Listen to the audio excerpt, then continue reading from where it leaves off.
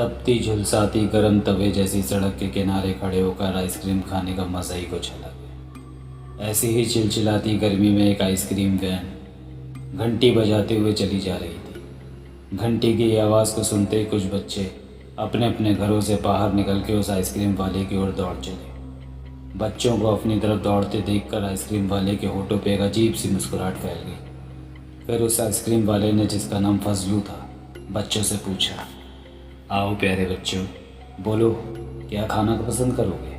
Chocobar, tutti frutti, mango बार या फिर कुछ और? तुम्हारा मन पसंद, जो तुम्हें चाहिए। बच्चों ने अपनी पसंद की आइसक्रीम लेकर मुड़कर अपनी माँ की तरफ देखा, जो तब तक वैन तक पहुँच चुकी थी।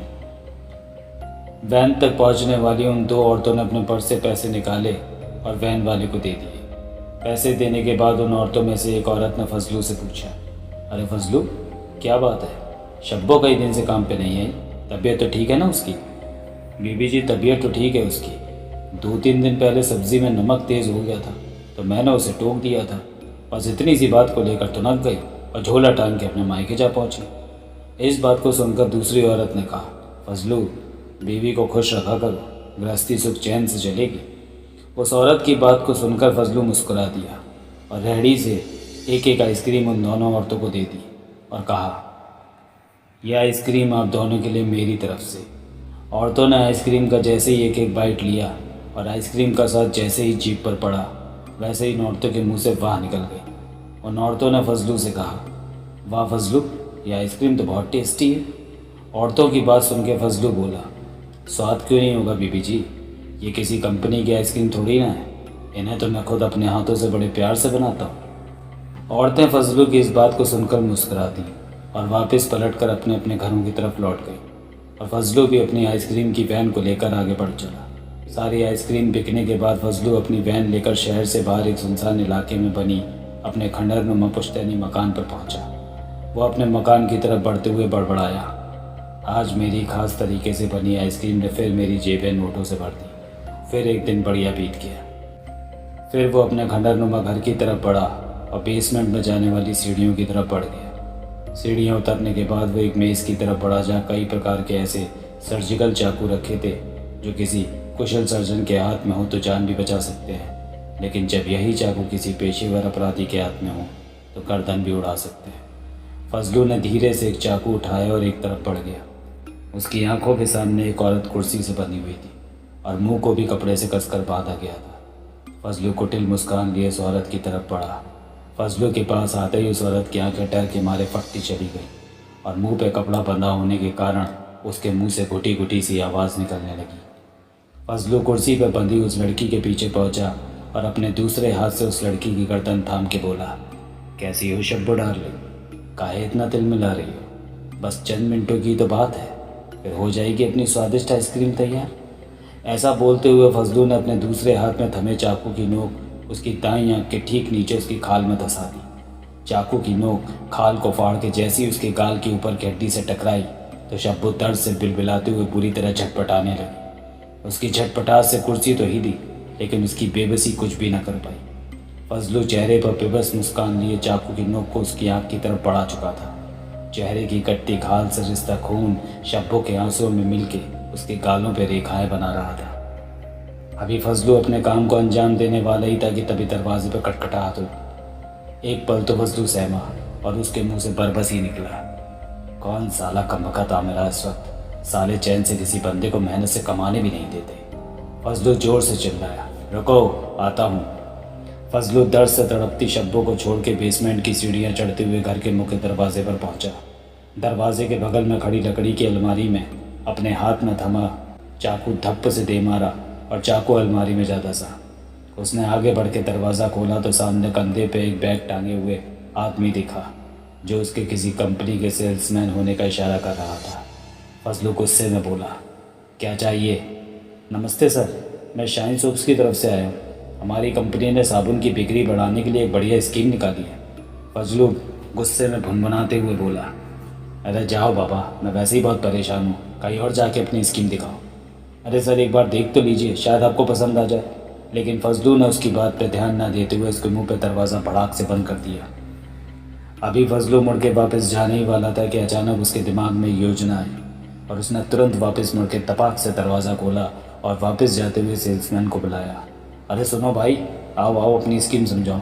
कुछ परेशानियों की वजह से मेरा बर्ताव थोड़ा रुका था, मैं माफ़ी चाहता हूँ। आओ बैठो। फजलू ने सामने की तरफ पड़े पुराने से सोफे की तरफ उस आदमी को बैठने का इशारा किया। उस आदमी के सोफे पर बैठने के पश्चात फजलू बोला, मैं तुम्हारे लिए पानी लेकर आता हूँ।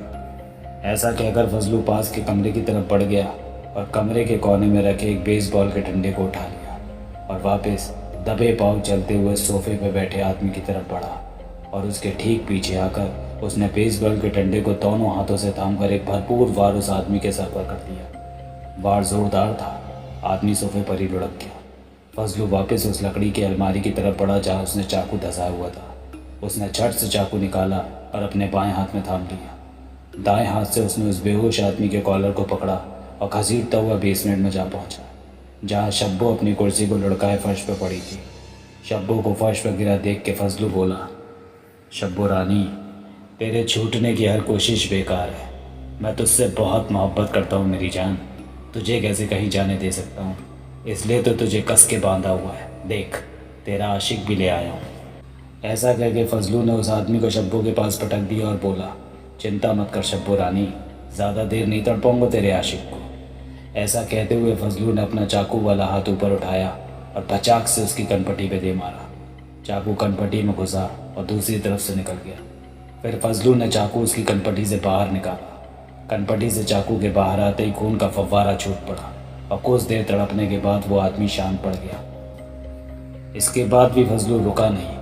उसने लाश में बदल चुके उस आदमी के टैटुए के ठीक नीचे गर्दन में चाकू आर पार धंसाया और झटके से टैटुए को उखाड़ते हुए चाकू को उसकी उधड़ी हुई गर्दन से बाहर खींच लिया और फिर अपने हाथों को उस आदमी के गर्दन में धंसाकर उसकी रीढ़ की हड्डी को एक झटके से बाहर खींच लिया। उसकी रीढ़ की हड्डी उस आदमी के शरीर से ऐसे निकलती चली गई जैसे कोई सांप अपने बिल से बाहर निकलता है। बहुत ही भयानक दृश्य था वह। पास पड़ी शब्बो फटी फटी आंखों से उस भयानक दृश्य को देख रही थी। फिर फजलू ने उस आदमी की लाश को एक तरफ फेंका और चेहरे पे बेबसा लिए कदमों को पटकते हुए शब्बो की तरफ बढ़ा और एक जोरदार ठोकर शब्बो के चेहरे पे मारी। उस ठोकर के कारण शब्बो के चेहरे पे खून छलछला उठा। फिर फजलू ने शब्बो के बाल पकड़े और कुर्सी सहित सीधा किया। सीधा करने के बाद फजलू अपनी सर्जिकल टेबल की ओर बढ़ा और टेबल से एक पेचकस उठाया और पलट के शब्बो की बाईं आंख में घुसेड़ दिया। शब्बो की आंख से खून का परनाला छूट गया। उसके बाद फजलू ने अपने दूसरे हाथ में थमे चाकू से उसके माथे की खाल के बीचों बीच एक चीरा लगाया और बोला, हाँ, ये निशान बिल्कुल सटीक है, अब मेरा हथौड़ा काम आएगा। ऐसा कहकर फजलू वापस पलट के मेज़ के करीब पहुंचा और मेज़ से टिके हथौड़े को उठा लिया और शब्बो के माथे के बीचों बीच चाकू से लगाए गए चीरे के निशान पर दे मारा। हथौड़ा पड़ते ही शब्बो का सर किसी तरबूज की भांति फट गया और चारों तरफ खून और मांस के लोथड़े चिटक गए। फिर फजलू ने कुर्सी से बंधी शब्बो के शरीर को खोला और बालों से उसे घसीटते हुए उस सेल्समैन की बॉडी के पास लाया। फिर वापस पलटकर मेज़ की तरफ गया और एक धारदार चॉपर उठाया और चॉपर से उन दोनों लाशों को एक एक करके छोटे छोटे टुकड़ों में काटने लगा। ये करते समय फजलू की आंखों में एक अलग सी चमक दिखाई दे रही थी और हर बार चॉपर का वार करते समय वो ठहाका मार मार के हंस रहा था। उसके ठहाकों और चॉपर से मांस कटने की खटखट की आवाज़ कमरे के वातावरण को और भी भयावह बना रही थी। लाशों को पूरी तरह काट चुकने के बाद फजलू चौपर थामे खड़ा हुआ और ठहाका लगाते हुए बोला, कितना सुकून देती है ये खटखट की आवाज़, मज़ा आ गया। चलिए फजलू मियाँ, अब मांस को मसलिए और काम पे चलिए। उसके बाद फजलू कोने में पड़ी एक बाल्टी लाया और कटे मांस के टुकड़ों को बटोर कर उस बाल्टी में भरने लगा और एक सिलेंडर नुमा बर्तन में ले जाके पलट दिया। वो सिलेंडर नुमा बर्तन कुछ और नहीं, फ्रूट पल्पिंग मशीन थी, जिसकी मदद से उसने उन मांस के टुकड़ा का एक बारीक मलीदा बना दिया और उस मलीदे को एक बड़े भगोने जैसे आकार के बर्तन में इकट्ठा कर लिया। फजलू के पास 2 आइसक्रीम बनाने वाली मशीनें थीं, जिसमें उसने आइसक्रीम में उपयोग होने वाली सारी सामग्री को पहले से मिला के तैयार करके रखा हुआ था। दोनों मशीनों में अलग अलग फ्लेवर का मटेरियल था, जिसमें फजलू ने उस मांस के मलीदे को आधा आधा पलट दिया और मशीनों को चला के उनको मिलाने लगा। अब तैयार सामग्री को उसने आइसक्रीम के विभिन्न आकार के सांचों में भरा और फ्रीजर में लगा के आराम से सो गया। उस वक्त रात के 3 बज रहे थे। सुबह 8 बजे फजलू इत्मीनान से अंगड़ाई लेते हुए उठा और सभी दैनिक क्रियाएं करने के बाद उसने सभी आइसक्रीमों को अपनी आइसक्रीम वैन में लगे फ्रीजर में लगा दिया और निकल पड़ा अपने बेचने के सफ़र पे। कुछ ही देर में वो अपनी वैन लिए शहर के एक व्यस्त चौराहे पे खड़ा था। उसकी गाड़ी को देखते ही एक बच्चा उसके पास दौड़ता हुआ आया और आइसक्रीम लेकर और पैसे देकर वहाँ से जाने लगा। फजलू ने उस लड़के से कहा, इस आइसक्रीम को मज़े लेकर खाना बेटा, क्योंकि इसे मैंने बड़ी मेहनत और प्यार से बनाया है। तो प्यारे दर्शकों, क्या आप भी मेरे हाथों से बनी आइसक्रीम का स्वाद लेना चाहेंगे?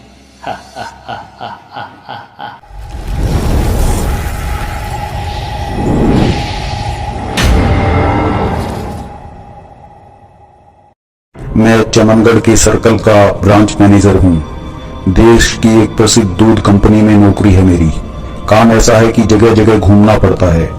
जिस इलाके में भी दूध की सप्लाई बढ़ानी हो, वहाँ खास तौर पर कई दिनों जाकर दुकानदारों से पर्सनली कांटेक्ट करना पड़ता है। इस काम में दौड़ धूप खासी है, पर साथ ही जॉब रोचक है। जॉब की रोचकता इस अर्थ में है कि नई नई जगह जाने, नए नए लोगों से कांटेक्ट करने का अवसर मिलता है। टूर और कन्वेंस का सारा खर्चा कंपनी भुगतती है, इसलिए भ्रमण का भरपूर आनंद भी मिलता है। चमनगढ़ के अंतर्गत ज्योतिषगढ़ का काम निपटा लेने के बाद मुझे अपने एक कॉलेज के दिनों के दोस्त रघुवर की याद आई। मैं उसे रघुवर ना कहकर रघु नाम से ही काम चला लिया करता था। फोन पर अक्सर उससे बातें होती थी मेरी। कई बार वो आग्रह कर चुका था कि ज्योतिषगढ़ आऊं तो उससे जरूर मिलूं। रघु टीईटी क्वालिफाई करके जूनियर हाई स्कूल में साइंस टीचर लग गया था। राज्य सरकार की नौकरी, सैलरी अच्छी मिलती थी रघु को। बस एक दिक्कत थी, उसको शहर से 12-14 किलोमीटर दूर ग्रामीण इलाके के स्कूल में तैनाती मिली थी। उसे संतुष्टि इस बात की थी कि 2 साल की नौकरी हो चुकी थी। 3 साल के बाद वो गांव से शहरी इलाके में ट्रांसफर ले सकता था। उसने रोज रोज आने से बचने के लिए स्कूल वाले गांव में ही रहने की व्यवस्था कर ली थी। ज्योतिषगढ़ का काम निपटा लेने के बाद मैंने उसे फोन किया। कॉल अटेंड हुई। कुशल क्षेम की बातों के बाद मैंने जब बताया कि मैं अमुक जगह हूँ, तो फिर तो कोई बहाना ही ना रहा कि मैं उससे मिलकर ना आऊं। वैसे बहाने जैसी बात भी ना थी। मैंने उसे फोन इसीलिए किया था कि उससे मिलकर आऊं। मिलने का विचार इसीलिए भी पुख्ता था क्योंकि अगले दिन मेरा ऑफ डे था। मुझे किसी होटल में टिककर समय काटना पड़ता। इससे बेहतर यही स्थिति थी कि मैं अपने पुराने दोस्त रघु से मिल लेता। रघु आतुर होकर बोला, मैं ज्योतिषगढ़ आ सकता हूँ। 1-2 घंटे में तुझ तक पहुंच जाऊंगा आदित्य। जहाँ तू रहता है रघु, वहाँ मेरे एक रात ठहरने की लायक जगह है क्या? मैंने उसकी बात को काटते हुए कहा। हाँ यार, गांव प्रधान ने रहने के लिए बढ़िया जगह का इंतजाम कर दिया है। पूरा परिवार भी हो, तब भी कोई असुविधा नहीं है तो ये गांव ही पिछड़ा हुआ भी है, लेकिन प्रधान जी ने स्कूल और आसपास के इलाके को चमका दिया है। खैर, रघु ने उत्साहित किया और मैं मोटरसाइकिल से सफर करके रमना कला पहुंच गया। रमना कला उस गांव का नाम था जहां मेरे दोस्त रघु की तैनाती थी। मैं सूरज डूबने से पहले जूनियर हाई स्कूल रमना कला पहुंच गया था। यहाँ ये बताना जरूरी है कि मैं रघु से मिलने और रमना कला पहुंचने के लिए आतुर क्यों हुआ था। ना तो वहाँ कोई ऐतिहासिक, ना ही धार्मिक स्थल था। व्यस्तता के कारण ठाट बाट भरी जिंदगी जीने वाले मुझ जैसे इंसान के लिए ग्रामीण इलाके के रास्तों को पार करके दोस्त के पास बस यूं ही मिलने जाना कोई तुक की बात ना थी। बात सही भी है। एक उत्सुकता मुझे रघु के पास ले आई थी। उसने 2 महीने पहले फोन पर औपचारिक बातचीत करके मुझे बुलाया था कि गुजरी 2 रातों को उस सहित पूरा गांव रमना कला के जंगलों की खाक छानता रहा। जो कारण उसने बताया था वो मेरे गले जरा भी नहीं उतरा था। उसके बताए किस्से पर मुझ जैसा पढ़ा लिखा कोई भी व्यक्ति यकीन नहीं कर सकता था, पर रघु था कि बार बार दाव देकर अपनी बात को सच साबित करने पर लगा हुआ था। उसने कहा कि कभी इधर आना हो तो खुद हकीकत को आकर जान लेना भाई। बस अविश्वसनीय घटना की हकीकत जानने की उत्सुकता ही मुझे वहां खींच लाई थी। जैसा कि मेरे मित्र रघु ने बताया था, रमना कला गांव का प्रधान बहुत अच्छा इंसान था। उसने रमना कला की तस्वीर अपनी प्रधानी के तौर में खासी बदल दी थी। रघु की रिहाइश की जगह भी कायदे की थी। मास्टर जी से कोई शहर से मिलने आया है, इस खबर के साथ ही प्रधान जी के यहाँ से चाय नाश्ते के अलावा रात का खाना भी आ गया था। खा पीकर लेटने और सोने के कार्यक्रम के बीच मैंने उस विषय पर बातचीत रघु से आरंभ की जिसकी उत्सुकता के लिए मैं वहां आया था। विषय था वहां के एक बुजुर्ग अध्यापक के घर परिवार में घटी एक अविश्वसनीय लेकिन सच्ची घटना से संबंधित। किसी जमाने में कोई 50 वर्ष पूर्व उस समय 90 वर्षीय अध्यापक ने उसी गांव में कुछ बच्चों को जोड़कर उन्हें शिक्षा देने का अभ्यास शुरू किया था। जब अभियान शुरू किया था तब वहां कोई प्राइमरी या जूनियर हाई स्कूल नहीं था। शिक्षा की जो लौ वहां जली उन्हीं के प्रयास से ही आगे बढ़ी। अपनी आयु के लोगों में वे मिश्रा जी तथा युवा आयु के लोगों में गुरु जी का संबोधन पाते थे। 90 वर्ष के करीब के गुरु जी का कुल कुटुंब खासा बड़ा था। वे जवान पोते पोती, नाते नाती और भरे पूरे परिवार वाले खुशनसीब सादगी पसंद इंसान थे। उनके परिवार के साथ गुजरी जो कहानी थी वो भूतों के तांडव और महाबली देव से रक्षा को लेकर थी। भूत प्रेतों पर मेरा यकीन नहीं, पर रघु ने जब जिक्र किया, जोर देकर बातें बताई, इस बात को दावे के साथ कहा कि पूरे गांव वाले उस घटना के गवाह हैं, तो मेरी जिज्ञासा बढ़ी थी कि हकीकत तो जान ही लूं। यदि अपने विश्वास पर मैं दृढ़ रहता हूं तो भी कुछ नई जानकारियां तो मिलेंगी ही। साथ ही दोस्त से मुलाकात भी हो गई थी और ग्रामीण वातावरण की शांति और अतिथि सत्कार का लाभ भी उठा रहा था। सोने का वक्त होने तक कुछ बातें उसी सिलसिले और कुछ गुजरे दिनों की यादें संजोने की होती रहीं। तय हुआ था कि सुबह होते ही रघु मुझे गुरुजी के यहाँ लेकर जाएगा। अगली सुबह हम पहुंच गए अपने लक्ष्य पर। गुरुजी अपनी बाहरी बैठक के सामने बनाई गई फुलवाड़ी की निराई गुड़ाई करते मिले थे। गांव के मास्टर जी का गुरुजी ने तपाक से स्वागत किया। दोस्त ने मेरा परिचय करवाया। हम गुरुजी की बैठक में आ बैठे। कुछ देर बाद मेरे आने का उद्देश्य जानकर गुरुजी ने अपनी आप बीती कहानी बतानी शुरू कर दी। उन्होंने बताया, अभी कुछ दिनों पहले मेरे पोते नवीन के साथ एक घटना घटी है। वो घटना ही क्या है, बस यूं समझिए कि असाधारण सा कुछ है। नवीन के दादाजी ने बताया, उस दिन मेरी तबीयत खराब हो गई थी। तब मैंने नवीन को जंगल से बकरियों के लिए चारा लाने के लिए भेज दिया था। नवीन वैसे तो कभी कभी जंगल जाता था, पर काम से जी भी चुराता था। लेकिन उस दिन उसे मजबूरन जंगल जाना पड़ा था। उसे पास में ही कहीं भी चारा नहीं मिला, क्योंकि पास के सारे पेड़ तो पहले से ही बकरियों के लिए काटे जा चुके थे। वो जंगल के और अंदर चला गया। वो घने जंगल में पहुंच गया जहां पर बहुत से पेड़ खड़े हुए थे। पेड़ इतने घने थे कि आसपास का भी कुछ नजर नहीं आ रहा था। बरसात का मौसम था। अच्छी खासी बारिश हो गई थी। पूरा जंगल काफी हरा भरा हो गया था। पत्थरों पर पानी ऐसे बह रहा था जैसे कोई झरना बह रहा हो। वहां पर इतनी शीतलता थी कि देखते ही थकान दूर हो जाती थी। उसने सोचा कि सबसे पहले थोड़ा आराम कर लूं, फिर पत्तियां काट कर घर चला चलूंगा। पत्तियां काटते काटते वो थोड़ा थक गया और कमर सीधी करने के लिए लेट गया। अभी थोड़ी ही देर हुई थी, उसे नींद का झपका आ गया। उसने सपने में देखा कि वो चारे के चक्कर में बहुत दूर आ गया है और रास्ता भूल गया है। सपने में ही उसने देखा कि उसके सामने कोई खड़ा है। उसकी शक्ल देखते ही उसकी आंखें खुल गई। वो डर गया। चारा तो काट रहा था, पर वो सपने की बात याद करके बहुत घबराया हुआ था। उधर सूरज भी ढलने वाला था। उसके साथ ही दूर दूर तक किसी की भी आवाज सुनाई नहीं दे रही थी। वो जल्दी जल्दी पत्तियां काट ही रहा था कि उसे आपस में बातें करते हुए एक आवाज सुनाई दी।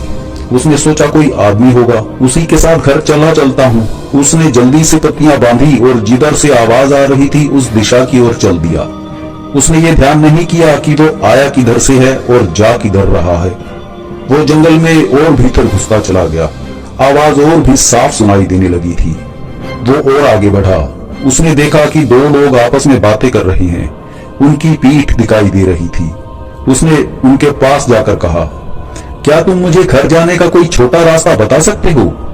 उसके इतना कहते ही वो उसके सामने से ऐसे फुर हुए जैसे वहां कोई था ही नहीं। उनके गायब होते ही उसके पसीने छूट गए। वो बेहोश हो गया। जब उसे होश आया तो वो क्या देखता है कि वो सपने वाला आदमी उसके सामने खड़ा है।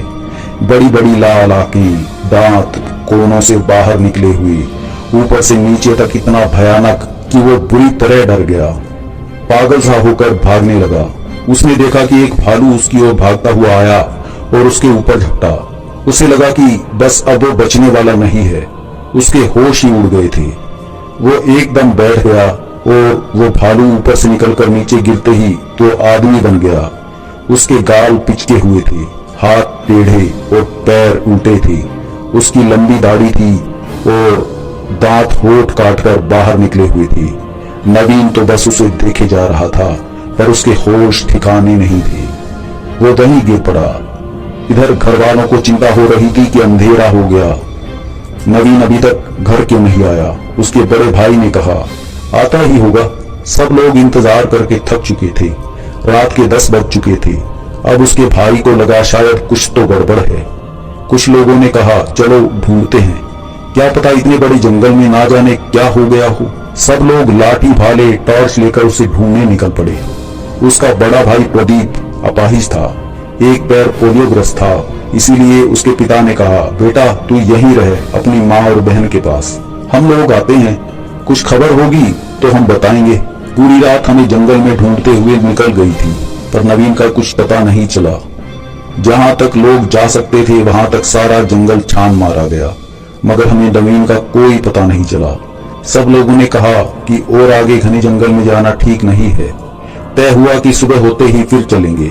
उस समय 4 बज रहे थे, 1 घंटे में सुबह हो जाने वाली थी। सब लोग वहीं बैठकर सुबह का इंतजार करने लगे।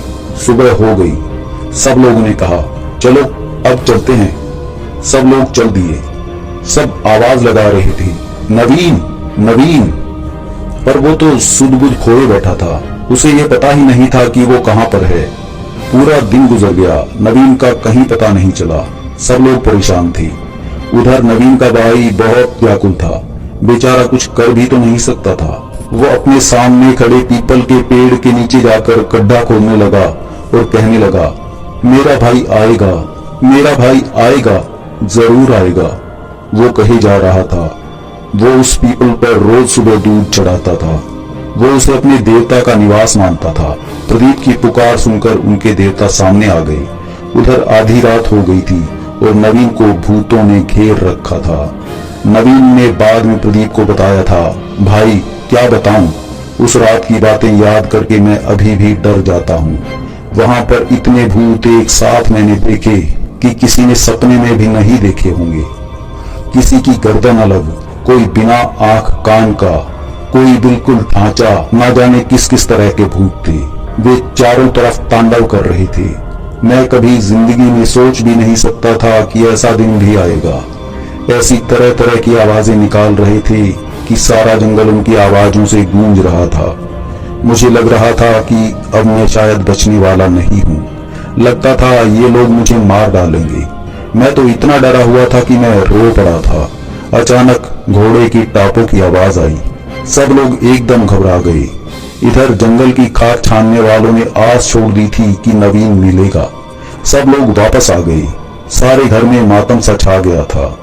इधर किसी ने कहा, किसी भगत को बुलाओ और पता कराओ कि वो अभी तक जिंदा है भी या नहीं, वो लौट आएगा कि नहीं।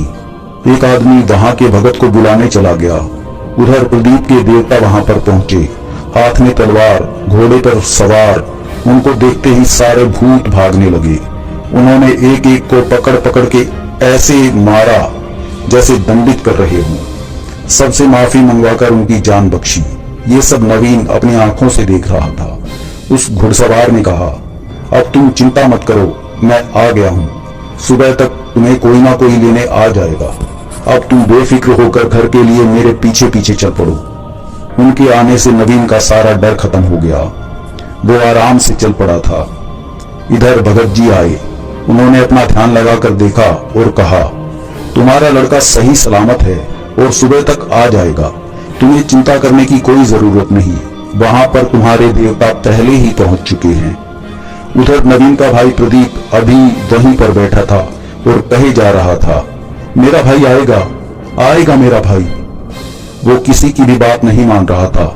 जो भी उसे वहां से उठाने को जाता वो उसे धकेल देता था। अगली सुबह घर परिवार और गांव के कुछ लोग जंगल की ओर दोबारा गए। उनके आश्चर्य का ठिकाना नहीं रहा। नवीन लड़खड़ाता हुआ नींद में बोझिल जंगल से निकलकर चला आ रहा था। सब उसे सहारा देकर घर ले आए। घर आकर नवीन 3 दिन तक भगत जी की देखरेख, दवा इलाज में रहा। फिर पूरी तरह सामान्य होकर पहले की तरह अपना कामकाज करने लगा। बस यही कहानी है, कहकर गुरुजी ने अपनी बात पूरी की। मैं वापस दिन चढ़े शहर की ओर रवाना हो गया। आज भी सोचता हूँ कि गुरुजी द्वारा सुनाई भूतों की गाथा सच थी या मनगढ़ंत।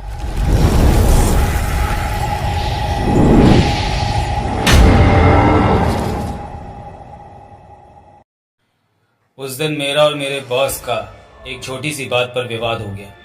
मुझे 4 दिन की छुट्टी चाहिए थी और एक अर्जेंट काम आ चुका था।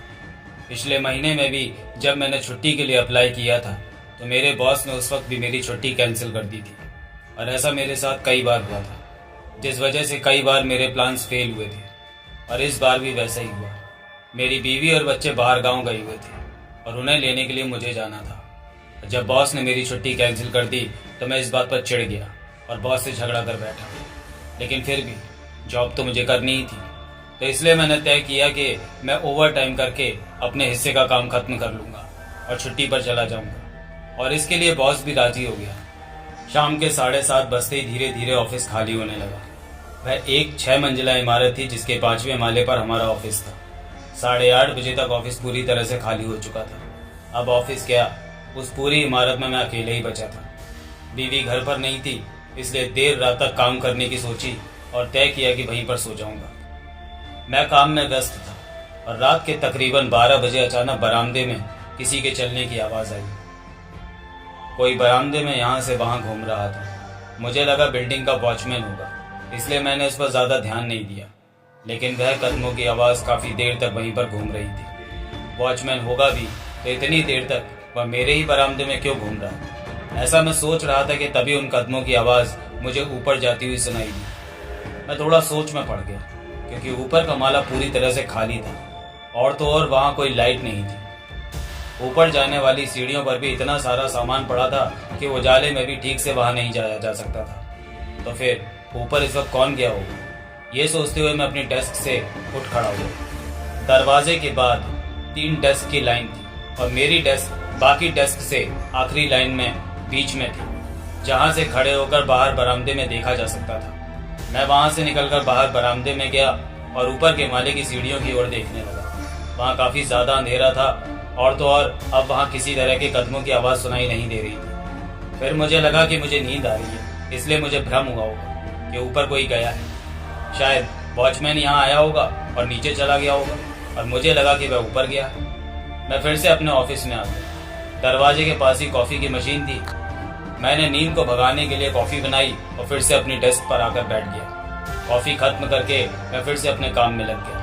अब थोड़ा ही काम बचा था, इसलिए मैं जल्द से जल्द उसे खत्म करने की कोशिश करने लगा। लेकिन कुछ देर बाद फिर से मुझे बरामदे में किसी के चलने की आवाज़ आई। इस बार भी मैंने सोचा कि वॉचमैन ही होगा, इसलिए मैंने इस ओर ज़्यादा ध्यान नहीं दिया और अपने काम में लग गया। लेकिन फिर मुझे मेरे ऑफिस का दरवाज़ा खोलने की आवाज़ सुनाई दी। मैंने सोचा वॉचमैन होगा, जो मुझसे ये पूछने आ रहा होगा कि मैं कितनी देर तक काम करने वाला हूँ। फिर उन कदमों की आवाज़ चलते चलते कॉफ़ी मशीन के पास आकर रुक गई।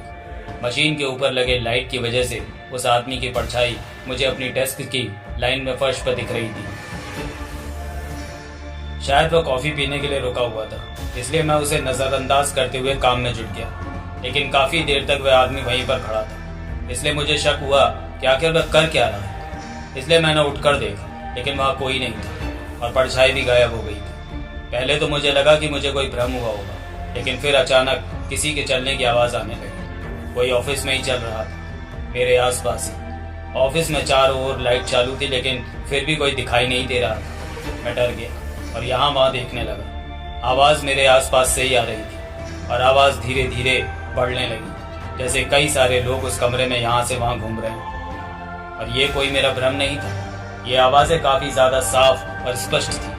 उन आवाज़ों को सुन डर के मारे मेरे पूरे शरीर पर रोंगटे खड़े हो गए। मैं कांपने लगा। मैं मदद के लिए चिल्लाना चाह रहा था, लेकिन मेरा पूरा गला सूख गया था। मेरे गले से आवाज़ भी नहीं निकल रही थी। वहाँ से भागने के अलावा मेरे पास और कोई चारा नहीं था, इसलिए मैं कमरे से भागता हुआ बाहर जाने लगा और वह कदमों की आवाज़ भी मेरे पीछे दौड़ने लगी। मैं जैसे तैसे घर बरामदे में जा पहुँचा। लिफ्ट का इंतजार करने तक का समय नहीं था, इसलिए मैं सीढ़ियों की ओर दौड़ा और सीढ़ियों से नीचे उतरने ही वाला था कि किसी ने मेरा पैर पकड़ लिया और मैं गिर गया। मैंने पलट कर देखा तो एक बड़ा सा काला साया खड़ा था। वह एक परछाई जैसा था। ना तो उसका कोई चेहरा था और ना ही कोई शरीर, बस एक इंसान के शरीर जैसा आकार था। उसको देख मेरा दिल तेजी से धड़कने लगा, इतना तेज कि मेरी सांस तक पे मेरा कोई नियंत्रण नहीं था। डर इस कदर बैठ गया था कि गले से आवाज तक नहीं निकल रही थी। मैं बस बैठे हुए गले से चिल्लाने की कोशिश कर रहा था और वह साया मेरा पैर खींचकर सीढ़ियों से ऊपर छठे माले पर ले जा रहा था। मुझे कुछ भी नहीं सूझ रहा था मेरे साथ क्या हो रहा है और आगे क्या होगा। मैं जिंदा बचूंगा भी या नहीं ये भी मालूम नहीं। लेकिन तभी मुझे सबके पालनहार भगवान हनुमान की याद आई। मैं झट से हनुमान जी का नाम स्मरण करने लगा और कुछ ही क्षणों बाद मेरा पैर आजाद था। मैंने देखा कि मेरे आसपास कोई काला साया नहीं था। मैं उठ खड़ा हुआ और नीचे की ओर सीढ़ियों से भागने लगा। वह साया तो वहां दिखाई नहीं दे रहा था, लेकिन कदमों की आवाज साफ साफ सुनाई दे रही थी और वह कदम मेरा दौड़ते हुए पीछा कर रहे थे। मैं जैसे तैसे कर बिल्डिंग से दौड़ता हुआ बाहर आ गया और मदद के लिए चिल्लाने लगा। मेरे बैठे हुए गले से निकलती आवाज सुन वहां नीचे खड़े चारों वॉचमैन मेरे पास आ गए। मैंने हकलाते हुए और हाँफते हुए जैसे तैसे उन्हें ऊपर के बारे में बताया। मुझे लगा कि कोई ऊपर जाकर देखने की हिम्मत करेगा, लेकिन उन चारों में से कोई भी ऊपर नहीं गया। शायद उन्हें भी वहां की उस शक्ति के बारे में पता था। इस घटना के बाद मैं ना तो वहां रुकना चाहता था और ना ही अब अकेले घर पर। इसलिए मैंने अपनी बहन के यहाँ पर जाने का फैसला किया। 2 वॉचमैन मेरे साथ मेरे बहन के घर तक मुझे छोड़ने गए। मैं उस पूरी रात नहीं सोया और अगले दिन तक तो मैं बहुत ही ज्यादा बीमार पड़ गया। मेरे रिश्तेदारों ने अगले ही दिन किसी तांत्रिक को बुलवाकर मुझे धागे बांध कर दिए। अगले ही दिन जब मेरे बॉस को कल रात की घटना के बारे में पता चला तो उसे लगा कि मैंने छुट्टी के लिए यह बहाना बनाया और इस विषय पर जब उसने मुझसे कॉल पर बात की तो उसका और मेरा झगड़ा हो गया। वैसे भी अब मैं ऑफिस उस जगह नहीं जाना चाहता था, दिन में भी नहीं। मुझे नौकरी से ज्यादा जान की फिक्र थी, इसलिए मैंने फोन पर ही अपना राजीनामा दे दिया। इस घटना को तकरीबन 1.5 महीना गुजर चुका था। उस हादसे से उबरने में ही मुझे तकरीबन महीना भर लगा था। अब मैं अपने लिए नया जॉब तलाश रहा था कि एक दिन अचानक मेरे पुराने बॉस का कॉल आया। मुझे लगा कि उन्होंने मुझे फिर से अपने ऑफिस में ज्वाइन होने के लिए कॉल किया, लेकिन नहीं, उन्होंने तो मुझसे माफ़ी मांगने के लिए कॉल किया था, क्योंकि मेरी जिस बात का उनको भरोसा नहीं था वह घटना उनके साथ भी घटी। यहाँ तक कि उस अदृश्य शक्ति ने तो उन्हें 5वें माले से नीचे फेंक दिया था। शुक्र था कि वह जिंदा बचे थे। अब वह अस्पताल में थे और वहीं से मुझसे बात कर रहे थे। इस घटना के बाद वह बिल्डिंग शाम को ही बंद होने लगी। कोई भी शाम के बाद वहां रुकने की हिम्मत नहीं करता था। आज भी किसी की हिम्मत नहीं होती वहां रुकने की।